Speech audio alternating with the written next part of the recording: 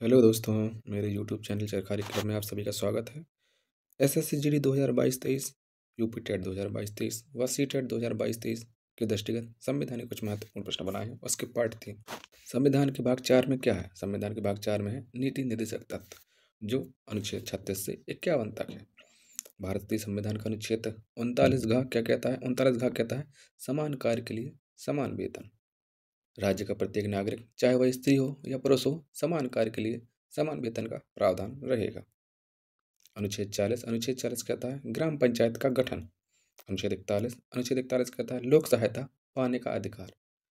बुढ़ापा और बीमारी आदि किसी भी स्थिति में सभी को सार्वजनिक सहायता प्राप्त करने का अधिकार होगा। सभी नागरिक अपनी योग्यता के अनुसार रोजगार व शिक्षा पा सकेंगे, जैसे मनरेगा काम पाने का अधिकार या वृद्धा पेंशन आदि। अनुच्छेद 42 प्रसूति सहायता पाने का अधिकार। अनुच्छेद 44 समान सिविल संहिता। अनुच्छेद 44 कहता है समान सिविल संहिता भारत के समस्त राज्य क्षेत्र में नागरिकों के लिए एक समान नागरिक संहिता प्राप्त करने का प्रयास करेगा। अनुच्छेद 45 कहता है 6 वर्ष तक के बच्चों की देखभाल करना और शिक्षा के लिए प्रयास करना। भारतीय संविधान का अनुच्छेद 49 कहता है राष्ट्रीय स्मारकों का संरक्षण। भारतीय संविधान का भाग 4 का कहता है मूल कर्तव्य, जो भारतीय संविधान के अनुच्छेद 51 का में है। भारत के मूल संविधान में मूल कर्तव्य का उल्लेख नहीं था।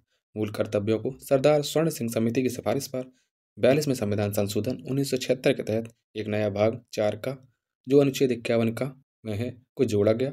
मूलतः मौलिक कर्तव्यों की संख्या 10 थी, पर 86वें संविधान संशोधन 2002 द्वारा 11वें मूल कर्तव्य को भी जोड़ा गया। अब भारतीय संविधान का भाग 5। भारतीय संविधान के भाग 5 में है संघ, जो अनुच्छेद 52 से 151 तक है। चर्चा करेंगे अनुच्छेद 52 में क्या है? अनुच्छेद 52 में भारत का एक राष्ट्रपति होगा, जो संघीय कार्यपालिका का प्रधान होता है। राष्ट्रपति देश का प्रथम नागरिक भी होता है। अनुच्छेद 58 कहता है राष्ट्रपति पद के लिए योग्यताएं। राष्ट्रपति बनने के लिए क्या योग्यताएं हैं? वह भारत का नागरिक हो, उसने 35 वर्ष की आयु पूर्ण कर ली हो, वह लोकसभा का सदस्य निर्वाचित होने की योग्यता रखता हो। कोई भी व्यक्ति जो भारत सरकार या राज्य सरकार या किसी स्थानीय प्राधिकरण के अधीन किसी भी लाभ के पद को धारण करता है, तो वह राष्ट्रपति पद के लिए योग्य नहीं होगा। राष्ट्रपति पद के लिए उम्मीदवार का नाम कम से कम 50 मतदाताओं द्वारा प्रस्तावित और 50 मतदाताओं द्वारा अनुमोदित होना चाहिए। राष्ट्रपति पद के लिए उम्मीदवार को मत कौन देता है? तो मत देते हैं लोकसभा, राज्यसभा और विधानसभा के सदस्य। आर्टिकल 61 या अनुच्छेद 61 कहता है राष्ट्रपति पर महाभियोग। राष्ट्रपति पर महाभियोग हम किसी भी सदन के द्वारा लगाया जा सकता है, चाहे राज्यसभा से चाहे लोकसभा से। अनुच्छेद 71 क्या कहता है? राष्ट्रपति और उपराष्ट्रपति के निर्वाचन में यदि कोई विवाद आ जाता है तो उसका निपटारा उच्चतम न्यायालय करेगा। अनुच्छेद 72 भारत के संविधान के अनुच्छेद 72 क्या कहता है? राष्ट्रपति को क्षमादान की शक्ति प्राप्त है। अनुच्छेद 79 क्या कहता है? अनुच्छेद 79 में कहा गया है कि संघ के लिए एक संसद होगी, जिसके 3 अंग होते हैं, राष्ट्रपति, लोकसभा और राज्यसभा। अनुच्छेद 80 कहता है अनुच्छेद 80 में है राज्यसभा का गठन। राज्यसभा एक स्थायी सदन है और उच्च सदन है। अनुच्छेद 81 में लोकसभा एक अस्थायी सदन है तथा इसे निम्न सदन भी कहते हैं। अनुच्छेद 83 क्या कहता है? अनुच्छेद 83 कहता है राष्ट्रपति राज्यसभा में 12 सदस्यों को मनोनीत कर सकता है। अनुच्छेद 85 क्या कहता है?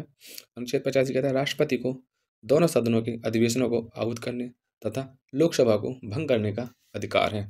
अनुच्छेद 108 क्या कहता है? राष्ट्रपति को विशेष परिस्थितियों में दोनों सदनों की संयुक्त बैठक आहूत करने का अधिकार, अर्थात जब किसी साधारण विधेयक के संबंध में लोकसभा और राज्यसभा के बीच मतभेद उत्पन्न हो जाए, तो मतभेद दूर करने के लिए राष्ट्रपति दोनों सदनों का संयुक्त अधिवेशन आहूत करेगा। विधेयक पर अंतिम निर्णय बहुमत के आधार पर होगा। अगला अनुच्छेद 111 कहता है राष्ट्रपति के पास जेबी वीटो पावर। अनुच्छेद 111 में जेबी वीटो पावर क्या है? जेबी वीटो पावर धन विधेयक एवं संविधान संशोधन के विधेयक को छोड़कर सभी विधेयकों में प्रयोग किया जा सकता है। अनुच्छेद 111 के अनुसार संसद के दोनों सदनों द्वारा पारित विधेयक जब राष्ट्रपति के समक्ष अनुमति के लिए रखा जाता है, तब उस पर अपनी अनुमति दे सकता है या उसे पुनर्विचार के लिए वापस कर सकता है। किंतु संसद द्वारा अगर विधेयक पुनः पारित कर दिया जाता है तब राष्ट्रपति उस पर अपनी अनुमति देने के लिए बाध्य होता है। यदि राष्ट्रपति विधेयक को न अनुमति देता है और न पुनर्विचार के लिए वापस करता है, इसका अर्थ है राष्ट्रपति ने अपने जेबी वीटो पावर का प्रयोग किया है। सर्वप्रथम जेबी वीटो पावर का प्रयोग प्रथम सिख राष्ट्रपति ज्ञानी जेल सिंह ने 1986 में भारतीय डाक संशोधन विधेयक के संबंध में किया था। 24वें संविधान संशोधन अधिनियम 1971 द्वारा संविधान संशोधन विधेयक पर राष्ट्रपति को स्वीकृति देना बाध्यकारी बना दिया गया है। अनुच्छेद 123 कहता है राष्ट्रपति के अध्यादेश जारी करने की शक्ति।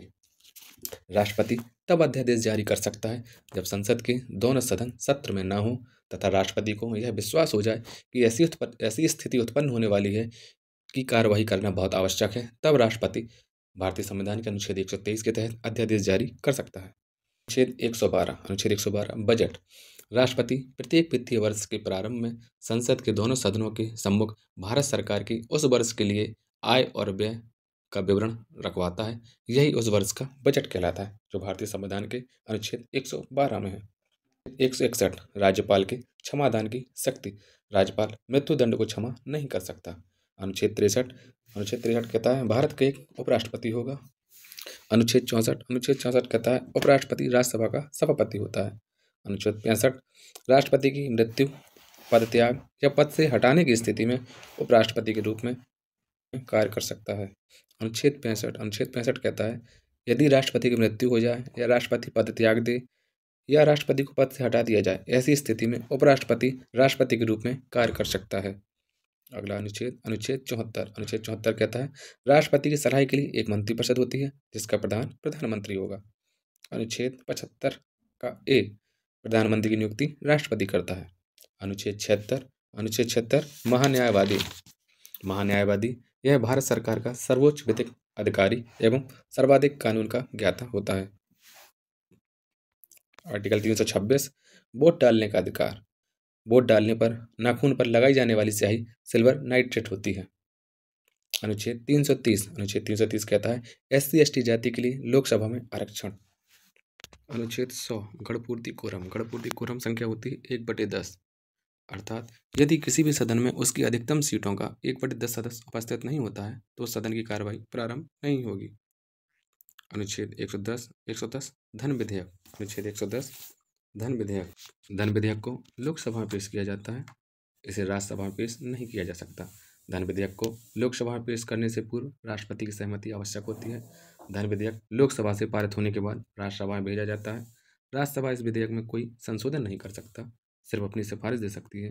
राज्यसभा 14 दिन के अंदर धन विधेयक को लोकसभा में वापस भेजना होता है। अगर 14 दिन के अंदर वापस नहीं भेजते हैं तो विधेयक को दोनों सदनों में पारित मान लिया जाएगा। राज्यसभा धन विधेयक को अधिकतम 14 दिन तक रोक सकता है। इसके पश्चात लोकसभा अध्यक्ष एक प्रमाणपत्र संलग्न करेगा कि यह विधेयक धन विधेयक है। अनुच्छेद 124 कहता है भारत के उच्चतम न्यायालय होगा। अनुच्छेद 143 राष्ट्रपति उच्चतम न्यायालय से सलाह ले सकता है, लेकिन उच्चतम न्यायालय सलाह देने के लिए बाध्य नहीं है। अनुच्छेद 214 उच्च न्यायालय। अनुच्छेद 233 जिला न्यायाधीशों की नियुक्ति। अनुच्छेद 148 नियंत्रक एवं महालेखा परीक्षक, इसको कैग भी कहते हैं। अनुच्छेद 153 राज्य का राज्यपाल होगा। अनुच्छेद 174 राज्यपाल विधानसभा का विघटन कर सकता है। अनुच्छेद 164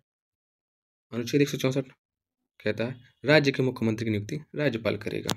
अनुच्छेद 165 राज्य का महाधिवक्ता। अनुच्छेद 165 राज्य का महाधिवक्ता। अनुच्छेद 163 में है राज्य की मंत्रिपरिषद। अनुच्छेद 170 महाधिवक्ता दोनों सदनों की बैठक में भाग लेगा, बोलेगा, लेकिन मत देने का अधिकार नहीं होगा। अनुच्छेद 168 कहता है प्रत्येक राज्य के लिए एक विधानमंडल होगी। अनुच्छेद 169 विधान परिषद। अनुच्छेद 169 विधान परिषद। वर्तमान समय में भारत में 6 राज्यों में विधान परिषदें हैं।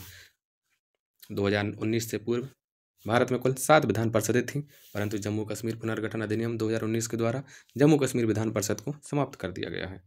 अनुच्छेद 170 में विधानसभा। अनुच्छेद 241 संघ राज्य क्षेत्रों के लिए उच्च न्यायालय।